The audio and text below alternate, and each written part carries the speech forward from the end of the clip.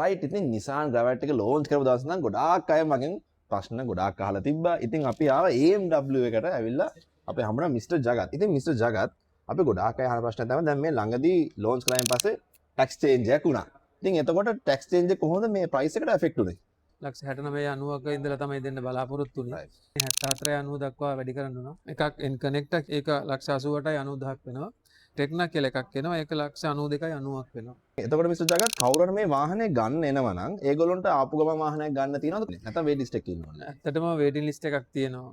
Advance එකක් ලක්ෂ 5ක ගෙවන්න පුළුවන්. ඕකේ. කැමති වේරියන්ට් එකක් සිලෙක්ට් කරන්න පුළුවන්. කැමති කලර් එකක් සිලෙක්ට් කරන්න පුළුවන්. අපි මාස 4ක් අදවත් වගේ දල වශයෙන් වාහනේ ලංකාවට ගෙනල්ලා බාර දෙන්න කටයුතු කරනවා. Right right. ඉතින් අනිත් දේ තමයි ගොඩක් අය කියනවා මේ පොඩි එන්ජින් එකක් තියෙන්නේ කොහොමද මේ වාහනේ ඇත්තටම සීට් හතට මිනිස් හතක් දාන්න පුළුවන්ද කියලා අහනවා. වෙළඳපොළට වාහනයක් ඉදිරිපත් කරන්න ඉස්සෙල්ලා අදාළ පරීක්ෂණ කටයුතු ගොඩාක් කරනවා. සාර්ථක වුණොත් පමණයි වාහනේ වෙළඳපොළට ඉදිරිපත් කරන්නේ. ඉතින් ඒකින්ද මට කිසිම සැකයක් නැහැ. නිෂ්පාදකයා නිෂ්පාදනය කරලා තියෙන්නේ ඒ දේ කරන්න පුළුවන් නිසා තමයි. ගොඩක් දුර ගමන් කරන්න නෙමෙයි. ඊට අමතරව මැනුෆැක්චරර් බලාපොරොත්තු වෙනවා මේකෙදී අවසාන සීට් දෙක සම්පූර්ණයෙන් ගලවලා ඉවත් කරන්න පුළුවන්.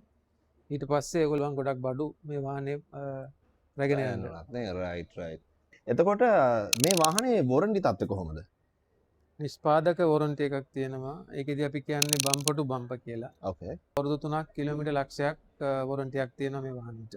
මේ ළඟදී උනත් ගත්ත ගම ඇක්සිඩන්ට් වෙන්න පුළුවන් නේ. ඒතර එහෙම වුණොත් කටට බයක් වෙනවා. මේ ලංකාවේ මේ වගේ වාහනේ ආව විතරනේ ස්පෙයා පාර්ට්ස් අවශ්‍ය සර්විස් සෙන්ටර්ස් වල ඒගොල්ලන්ට ස්කිල් එක තියෙනවද මේ වගේ වාහනයක් රිපෙයාර් කරන්න සර්විස් කරන්න?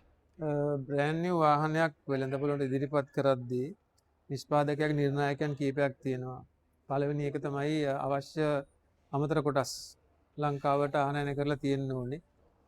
ඊළඟට නිෂ්පාදකයා නියම කරන සියලුම පුහුණු වීම් අපේ වර්ක්ෂොප් වල වැඩ කරන අය ලබාගෙන තියෙන්න ඕනේ. රයිට්. ඉතින් ඔන්න ඕගොල්ලොන්ට ඩවුට් එකක් තිබ්බනම් හිතේකට සැකයක් තිබ්බනම් මම හිතනවා ඕගොල්ලොන්ගේ කොමන් ක්වෙස්චන්ස් ගොඩාක් අපි අද ආන්සර් කරා කියලා. තව මොහොත ප්‍රශ්නයක් තියෙනවා නම් කමෙන්ට්ස් වල කියන්න. අපි පුළුවන් තරම් ඉක්මනින් ඒකට ආන්සර් එකක් දෙන්න. එහෙනම් thank you so much Mr. Jagat for talking to us and talking to our fans. And guys, see you the next time.